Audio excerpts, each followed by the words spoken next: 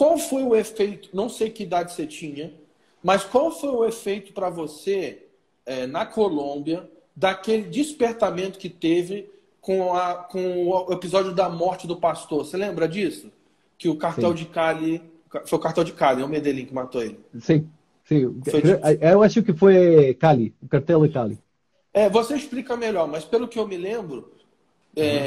teve um pastor que protestou, né, se levantou contra o cartel de droga e o cartel matou ele, assassinou ele. É, E por causa é. desse assassinato, Aham. a igreja foi para os estádios chorar e orar e de repente caiu Deus derramou seu espírito sobre a Colômbia e começou um Aham. despertamento. Que idade você Sim. tinha? Como é que foi isso? Você pode explicar melhor o que aconteceu na Colômbia nessa época? Cara, eu lembro isso muito bem, porque eu já estava grande e já tinha memória de tudo que estava acontecendo. E a Colômbia estava passando por um tempo de muita violência. Era um tempo muito difícil, muito triste da história da Colômbia. Se eu não me engano, foi porque depois que o Pablo Escobar morreu, começou uma guerra Sim, pelo domínio dos cartéis, sim, né? Era isso, sim, né? sim. Tá certo, tá certo. Então, aí o que acontece e que a gente precisa ir mais um pouquinho para trás. Quando o Pablo Escobar estava na frente o cartel de Medellín estava praticamente governando sobre Colômbia, Deus falou sobre vários pastores, especialmente sobre o apóstolo Edgardo, não sei se você lembra dele. Não. E ele tem sido um pioneiro, um homem de Deus que Deus tem usado ele poderosamente para a restauração de louvor, de adoração aqui na Colômbia. E Deus falou para ele a estratégia que vocês precisam usar contra os carteles da droga é a mesma estratégia de Segunda de Crônicas, capítulo Hum, 20, a estratégia do rei Josafá. E então a gente uau. começou a se juntar para louvar a Deus, só para adorar Ele, só para. A gente não estava orando contra os cartéis de droga, contra a corrupção, a gente simplesmente estava chamando Deus, precisamos da tua presença. Isso E, antes de matarem o pastor. isso foi antes Tá.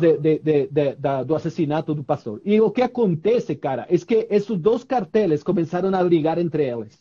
A mesma coisa Hum, que aconteceu com Josafá, viu? A mesma coisa.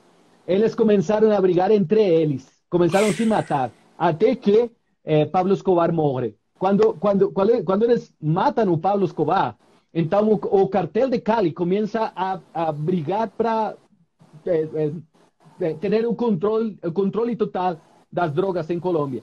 E aí então é quando este pastor sale publicamente e fala contra isso, então eles matam ele. E quando eles matam ele, o povo cristão se juntou. Todos eles se juntaram e a gente começou a sair para os estádios, e começávamos uau. a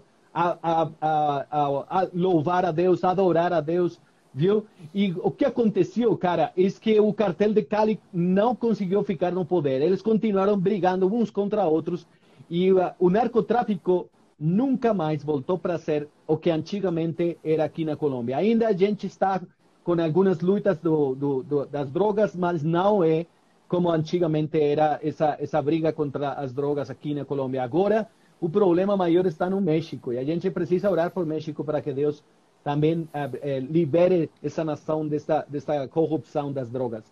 Então, para a gente foi muito lindo ver esse poder de Deus tristemente foi por conta da morte deste pastor. Mas se você olha para a história da igreja cristã na Colômbia, vem de perto, você vai perceber que a gente tem dado muitos homens e mulheres de Deus. Eles têm dado sua vida, têm entregado sua vida. Porque aqui não somente o cartel de Medellín tem assassinado pastores, o cartel de Cali, mas também a guerrilha, a guerrilha, as Farc, o ELN, os pastores em diferentes povoados, diferentes cidades, eles são objetivo militar desse tipo Hum, de organizações, porque eles sabem que eles estão em uma guerra espiritual contra eles.